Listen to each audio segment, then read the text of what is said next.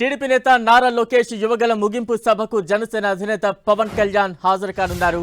ఈ నెల 20న విజయనగరం జిల్లా భోగాపురం మండలంలోని పోలిపల్లి వద్ద యువగళం పాదయాత్ర విజయోత్సవ సభ నిర్వహిస్తోంది టీడీపీ. ఈ సభలోనే ఉమ్మడిగా సార్వత్రిక ఎన్నికల శంఖారావం పూరించనున్నాయి టీడీపీ, జనసేన.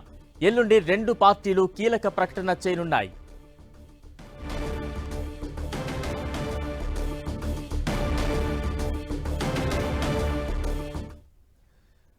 తాజా అప్డేట్స్ అందించేందుకు మా ప్రతినిధి రవిచంద్ర సిద్ధంగా ఉన్నారు. రవిచంద్ర, ఏ రకంగా అర్థం చేసుకోవాలి బహిరంగ సభ అంటే టీడీపీ నిర్వహిస్తున్న సభలో పవన్ కళ్యాణ్ చీఫ్ గెస్ట్ గా రాబోతున్నారు, ఒకే వేదికను పంచుకోబోతున్నారు. ఎటువంటి బలమైన సంకేతాన్ని రెండు పార్టీల కేడర్కి ఇవ్వబోతోంది?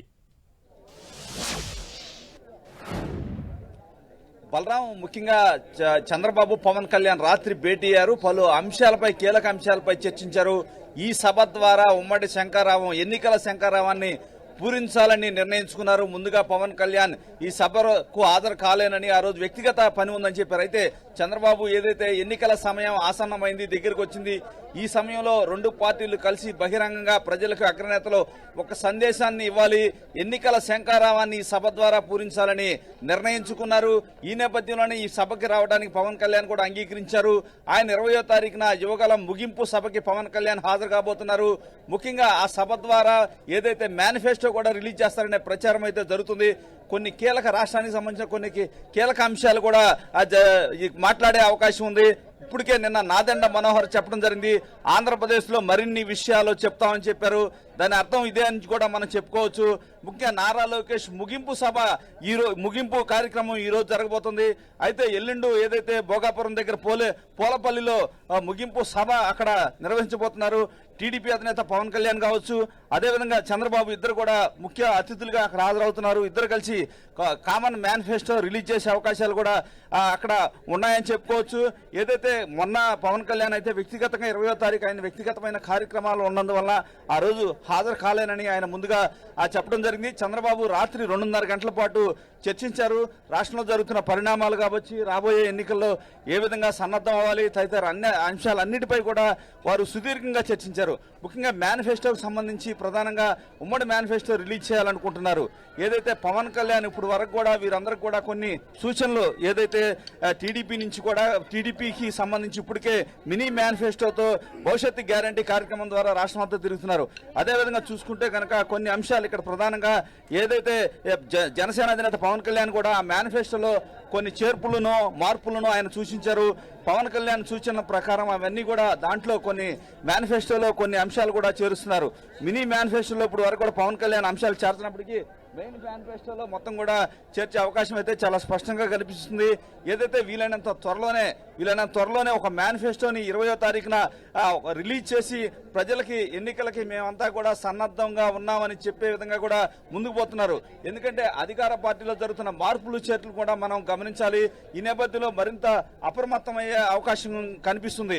వీలైనంత త్వరగా ఇద్దరు కలిసి, ఇప్పుడు వరకు కూడా ఆ పొత్తులో ఉన్నప్పటికీ కూడా ఇద్దరు బహిరంగ సభల్లో కావచ్చు, బహిరంగ వేదికల్లో కూడా ఎప్పుడు పాల్గొనలేదు. కానీ ఇప్పుడు పరిస్థితి చూస్తే కనుక మొత్తం వీలైనంత తొందరలోనే ఇద్దరు కలిసి కామన్ గా బహిరంగ సభలో వెళ్ళి ఒక ప్రజలకు ఒక మెసేజ్ ఇవ్వాలి, ఇరు పార్టీల కార్యకర్తలకు కూడా ఒక మెసేజ్ ఇవ్వాలి, ఎన్నికల గోదాలకు, ఎన్నికల శంఖారావాన్ని పూరించాలని కూడా ఆ నేతలు భావిస్తూ ఉన్నారు. బలరాం, రవిచంద్ర, అంటే ఈ బహిరంగ సభ వేదిక ద్వారా ఒకవైపు చంద్రబాబు, మరోవైపు పవన్ కళ్యాణ్ ఎటువంటి ఆ స్థానిక సమస్యలని, రాష్ట్ర సమస్యలను ఎత్తి చూపే అవకాశం ఉంది? మరోవైపు ఎటువంటి కీలక ప్రసంగం ఉండే ఛాన్సెస్ ఉన్నాయంటారు?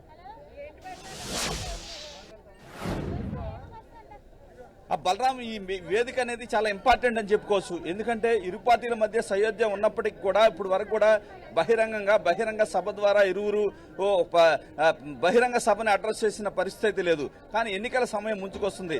ఇంకా లేట్ చేస్తే ఇంకా మరింత గ్యాప్ పెరిగిపోతుంది. ప్రజలకి ఒక సందేశం ఇవ్వాలి. మరోవైపు అధికార పార్టీ నుంచి పై ఎత్తులు వేస్తూ ఉన్నారు.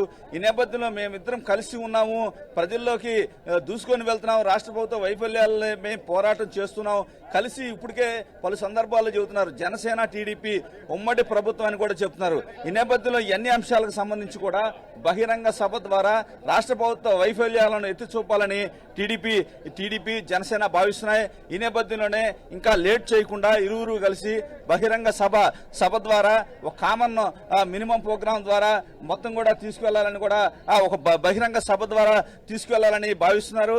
ఏదైనా పవన్ కళ్యాణ్ ఈ సభకి రావడం అనేది టీడీపీలో కూడా చాలా జోష్ నింపుతుందని చెప్పుకోవచ్చు. మనం యోగాలం క్యాంప్ సైట్ దగ్గర ఉన్నాం. ఇక్కడ కూడా అందరూ కూడా కోలాహలంగా ఉన్నారు. ఎందుకంటే నిన్నటి వరకు పవన్ కళ్యాణ్ హాజరు కారనుకున్నారు. కానీ చంద్రబాబు రిక్వెస్ట్ చేయడం కావచ్చు, ఎన్నికలకి సన్నద్ధతకి సమయం ఆసన్నం అవుతున్న నేపథ్యంలో పవన్ కళ్యాణ్ కూడా తన వ్యక్తిగత పనులన్నీ పక్కన పెట్టి ఈ సభకి రావడానికి ఆసక్తి చూపిస్తూ ఉన్నారు. రేపు ఏదైతే మేనిఫెస్టో కూడా రిలీజ్ చేసే అవకాశాలు ఉన్నట్టు కూడా మనకి తెలుస్తూ ఉంది. Balaram. Right, thank you Ravichandra.